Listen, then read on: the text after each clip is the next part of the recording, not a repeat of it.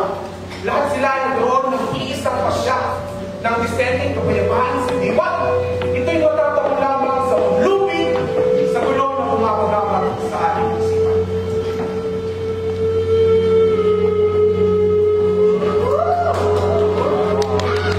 Ang ganda ba? Siya ang pogi. Siya ang pogi niya. Pogi. Nice.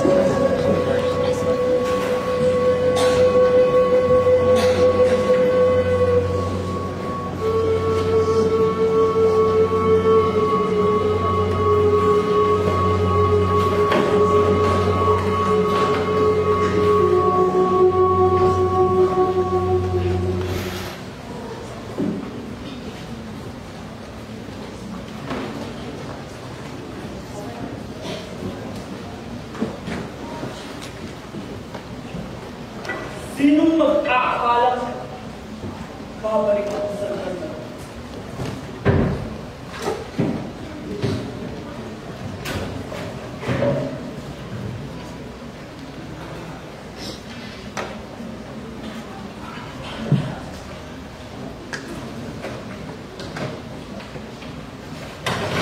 Sino ka?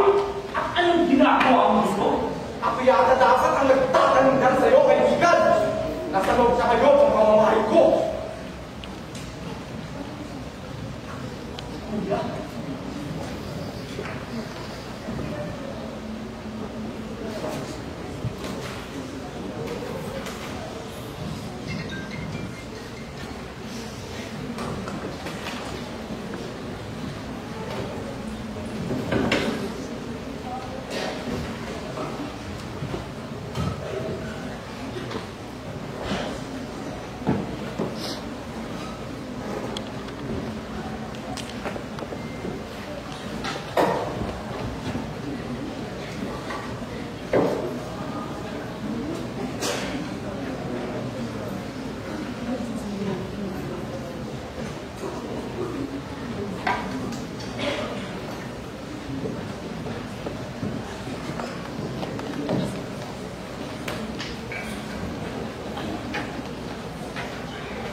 Okay.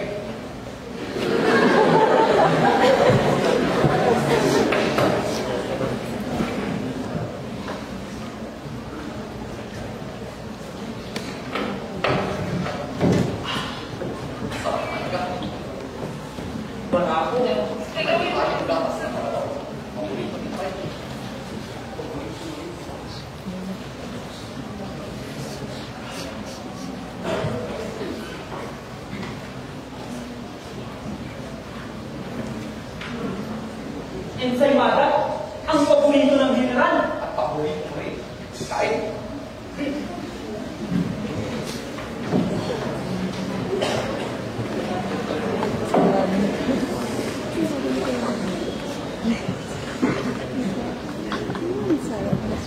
Sakap naman kumain. Malaki na ang pinagbago mo, kuya. Ha? Kung sino man sa ating dalawang may malaking pagbabago, ikaw yun. Tignan mo ang sarili mo. Hindi ka na bagsok tulad ng dati. Wala kang mag-aakalang magiging gento ka ng bilita. Noon pa may ginusto ko lang maglingkod sa bayan sa ilalim ng kapulisan.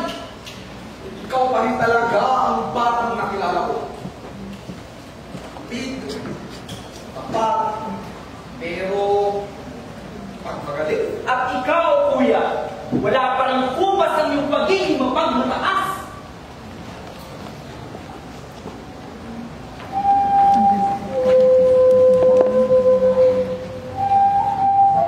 Hindi dahil mabuti ang isang tao, hindi na siya nakagagawa ng masama. At hindi dahil masama ang isang tao, hindi na siya nakagagawa ng mabuti. Sa puso ng kahit na sinong tao, ay may nakatanim na buti na mabuti. Ngunit minsan ang buti na ito lumawala. Ito'y nagtitiligan ng kasamaan, kaya't kailangan niyang pangalagaan ang buti na ito, sapagkat ang nagtitilig sa buti na ito, ay siya magbibigta sa pagiging kumpanya.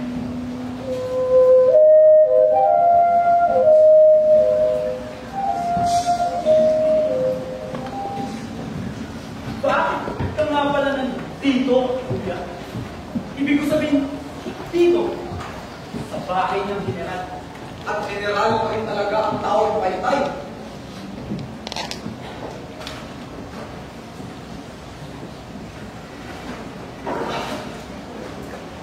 Ano ka bang ginagawa ko?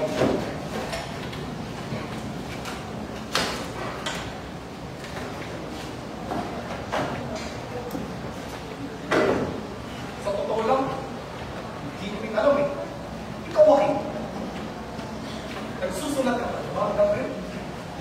Ngayon nasimulan ako noon, pero hindi ko na tinuloy. Tungkol saan ka kayo? Tungkol sa isang magiging ng lima, kanyang mga anak. Pang maganda yun ah. Hindi. Eh ikaw, ano naman ginagawa mo dito? Ako, isipan ko lang pumunta rito para makapag-isip. Ganun ba? Mga makulay at mapapakit na alaala. Hindi ba't nakakakuha ang isipin na dito tayo sa takalang ito ng hubog?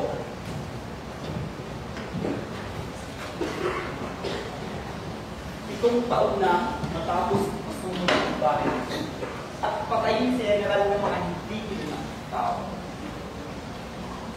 Sabay doon, pangnahon. Isang raid na aming isinagawa ng nakaraang taon sa kampo ng mga rebelde. Nakita ko isang taong magbibog sa itsura, sa hugis ng katawan at sa tindig. Para akong nakakita ng dito. Yung unay, ayaw kong maniwala. Pero ngayon, alam ko na. Kung akala ko yung maganda ng sila. Yun din ang buong akala ng mga taong pumatay kay Tay. Napatay na ako. Pagkatapos nila akong barilin at itapon sa bangin. Ngunit sa aking pagkagising ay nasa pagsunahon ng mga rebelde. Sila ang nagligtas ng buhay ko. Sila ang nagligtas ng buhay ko. At bakit naman nila gagawin yun? Hindi ko alam. Hindi nga rin ako. Hindi ko nga rin alam kung makukuha ko hindi. Pero maniwala ka sa akin, Wawin. Hindi lahat ng rebelde ay tulad ng inaakala natin. Hindi kaya nila akong sumaga sa kanilang bubok.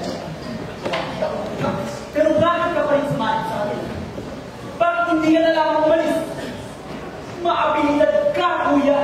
Kung hindi ka man nila payag umalis eh, kaya mo pa rin makatakas sa kahit anong paraan sa tamang pagkakataon. Pero bakit hindi mo ginawa yun, ha? Dahil dumating din ang araw na buong puso ko umamin sa kanila. Buong puso! At bakit? Dahil gusto ko ipaglaban ng karapatan ng mga mamamayan. Laban sa mga makalimutan gobyernong yung tinitingala. Ang gobyernong pinagkipuran ng malugod Pilay. Tumakbo si Itay sa pagkalagate. Alam natin dalawa kung gusto ay yun. Si Itay lang ang general na ayaw mawag ng baril. Pero nasa na siya ngayon?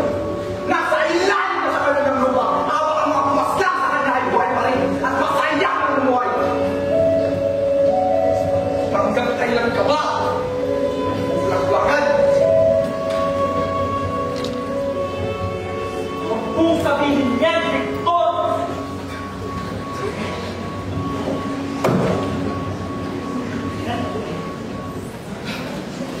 Nandito ka na, Victor! Wala ka na sa tamang pag-iisip.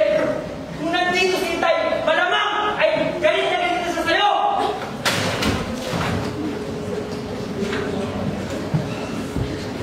Alam mo, Joaquin, mataas ang tingin ko kay Tay.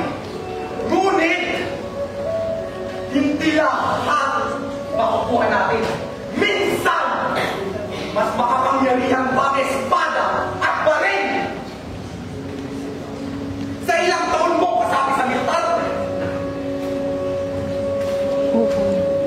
alam mo na ang tutuloy ko. Huwag mong loohin ang sarili mo. Maraming pagkukulang at pagsasala. Gobyerno! Alam mo ang lahat ng yun. Pero kumain sa mga rebelde. Masama yun! Kapag nalaman ni Itay ang buong katwiran ko, yan ay kakatuwa nito. At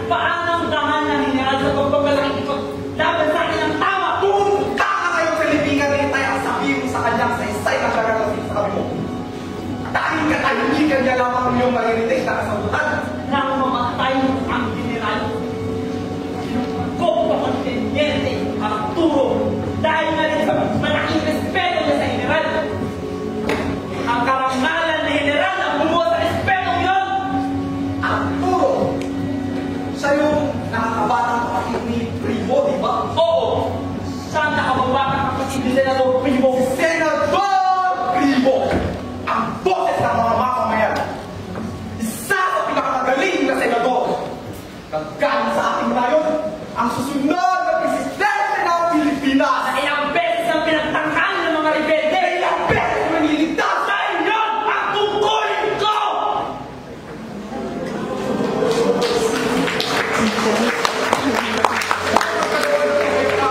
Nagkakaroon ng timaan. Yun ang paraan natin mga tao. Kailangan mong pumili ng iyong papanigan at gawin lahat ng iyong makakaya upang protektahan ang lahat ng mahalaga sa iyo. Kahit na ikaw ay makahamak, kahit na ikaw ay makasakot ng iba, kailangan mong maging handa para tanggapin lahat ng magiging kahihinat na nito.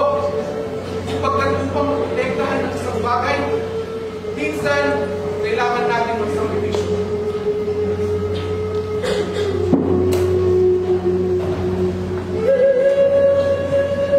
Siya ay nagbabalik ngayon dito sa ating nayon upang bisitahin umano ang kanyang lugar na pinanggalingan.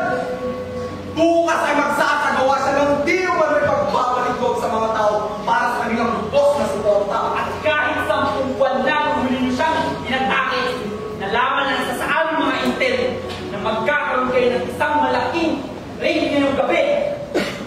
At nandito ulit kayo at ilang kami. Ganun na nga! Sa oras mula ngayon ay makakapit na sa mo sa nayon. Inaasahan na namin may mga kasama siyang militar para sa kanyang proteksyon. Hindi pa kasama doon ang mga sundalo ng bantay sa kanyang bahay. Hindi ang push ang gagawin namin ngayon, Joaquin. Ang gawin ito ay magiging isang malaking digmaan! Yun ang plano mo! Wow! At bakit mo sinasabi sa akin ito? Ano pa bang dahilan?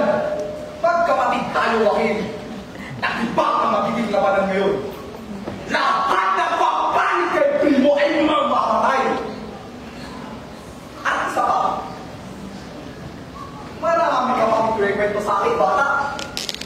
Tiyak na marami ka nang nagtokong dalaga, ano? Hindi itong oras para magbiro! 2 taon na matapos mamatay ng mga militar ang dating pinuno ng mga rebelde. Maraming nagsasabing mailaw ang pumalit sa kanya sapagkat hanggang ngayon hindi pa natutukoy ang kanyang nakatuhan. Ang tanging palatandaan sa kanya ay isang pulang balabas na lagi niya umanong suot-suot. Ito, palatandaan na pala po sa aking mga militar at sundalo. Brigado po sa aking militay. Simbolo ng kabayanihan. Ano?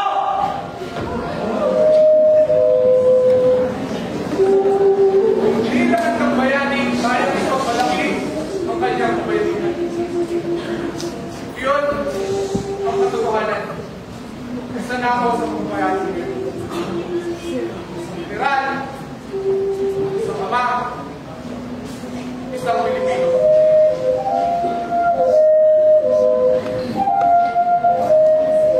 Huwag na akong iuugnay ang general dyan sa pagiging rebelde mo! Sa tingin mo ay natutuwa ka dahil nakapan ka ng mga rebelde? Mga rebelde yung dati niyang kinakalaban! Taliwas lahat ang ginagawa mo sa turo niya! Hindi maaaring maging presidente ng Pilipinas Pilipino.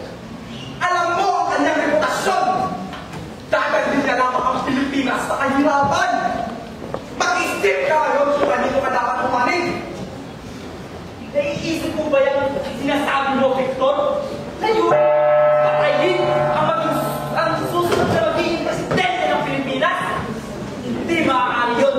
Malibhasa yung Pilipinos tama kayo dahil sa bukso na nagkikinahin kong damdamin! Gusto mo gawin namin, ha? Manood na lamang habang pinapabayaan ng mga pinuno natin ang kanilang mga ginagawa. Manood na lamang habang pinabasbas ng mga sinasabi nila na paglilingkuran nila ang bawat mamamayan. Hindi, Joaquin. Oras na para iangat ang armas at makimagsik sa sistema pagkakalimusta. At anong pinagkaiba mo sa sistema kahit yung tumba? Hindi solusyon ng lahat para sa sulit na kinakarap ng bansa, Victor!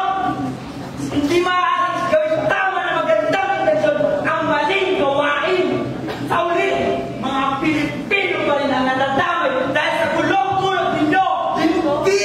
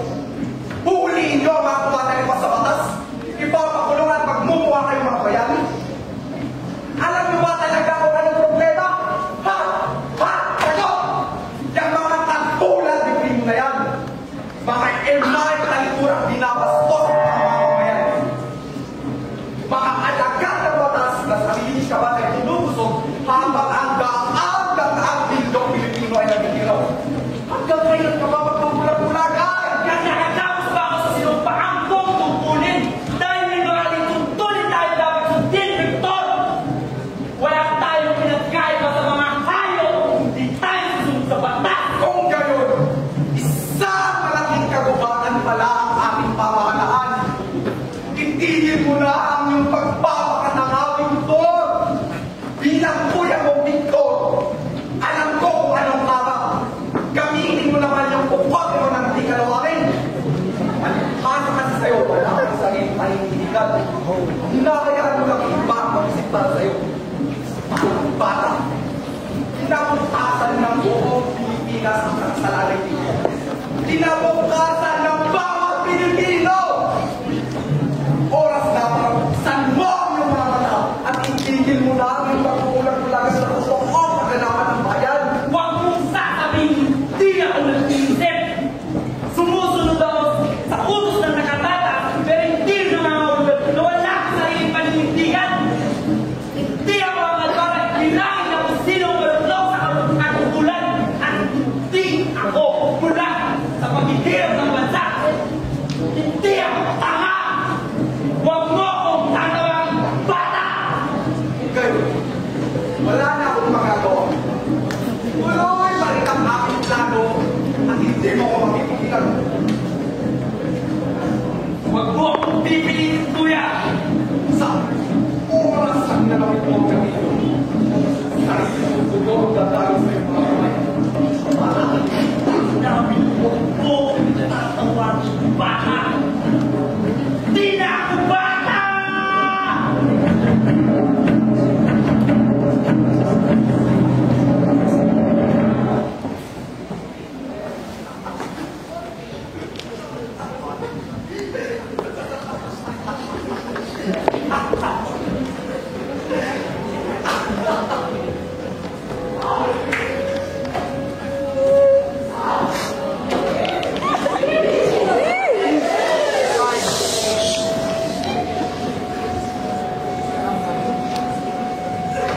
Saan kayo mo rin? Sana dumating din ang araw na maintindihan mo ako. Mataas ang pagpilit ko kay Tay ng mga puso lahat ng kanyang mga pangalan. Pinano mo ko, hindi ako gagawa. Pero kuya,